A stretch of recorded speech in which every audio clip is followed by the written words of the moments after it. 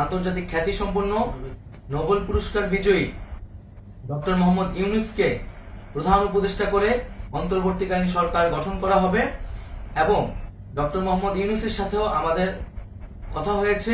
তিনি ছাত্র জনতার আহ্বানে বাংলাদেশকে রক্ষা করতে এই গুরু দায়িত্ব নিতে সম্মত হয়েছে। প্রিয় মুক্তিকামী ছাত্র জনতা, আমরা দেখতে পাচ্ছি যে আমাদের এই অভ্যুত্থান এবং বিপ্লবের পরেই দেশে অরাজকতা নাশকতা করছে ফ্যাসিস্ট এবং তাদের দোসররা।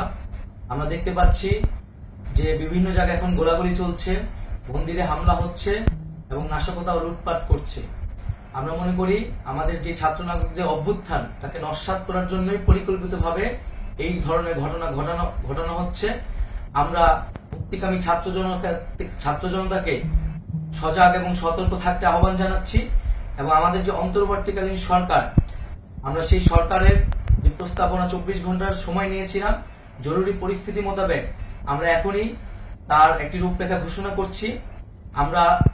আমরা সিদ্ধান্ত নিয়েছি যে সর্বজন গ্রহণযোগ্য আন্তর্জাতিক খ্যাতিসম্পন্ন নোবেল পুরস্কার বিজয়ী ডক্টর মোহাম্মদ ইউনূসকে প্রধান উপদেষ্টা করে অন্তর্বর্তীকালীন সরকার গঠন করা হবে এবং ডক্টর মোহাম্মদ ইউনূসের সাথেও আমাদের কথা হয়েছে।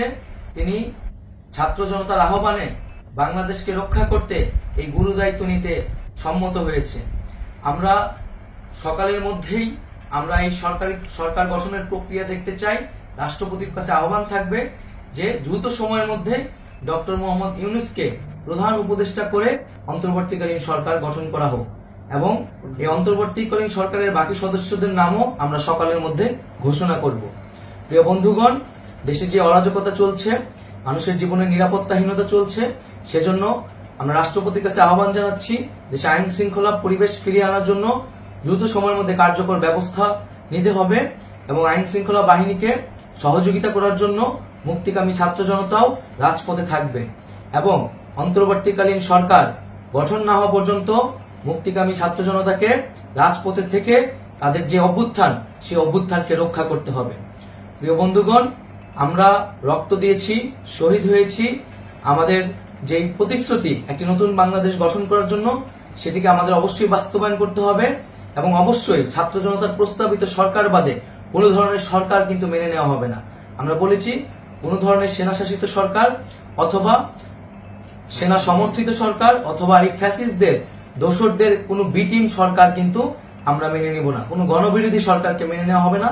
ছাত্র জনতার অভ্যুত্থানকারী যে প্রস্তাবিত সরকার, অন্তর্বর্তীকালীন সরকার, যেটা আমরা সিদ্ধান্ত উপনীত হয়েছি ডক্টর মোহাম্মদ ইউনূসকে প্রধান উপদেষ্টা করে এই সরকার গঠন করা হবে, সেই সরকারকেই বাস্তবায়ন করতে হবে অবিলম্বে। আগামীকাল সকাল থেকে সকলকে আহ্বান জানাচ্ছি রাজপথে থাকার জন্য এবং আমাদের যে সাম্প্রদায়িক সম্প্রীতি এবং রাষ্ট্রীয় সম্পদ রক্ষা কমিটির ঘোষণা হয়েছে বৈষম্যবিরোধী ছাত্র আন্দোলনের নেতৃত্বে, সকল পাড়ায় পাড়ায় এলাকায় এলাকায় সেই কমিটি পাহারায় থাকবে। আমাদের সংখ্যালঘু কমিউনিটিকে আমাদের রক্ষা করতে হবে, রাষ্ট্রীয় সম্পদ এবং এই দেশকে রক্ষা করতে হবে আমাদের।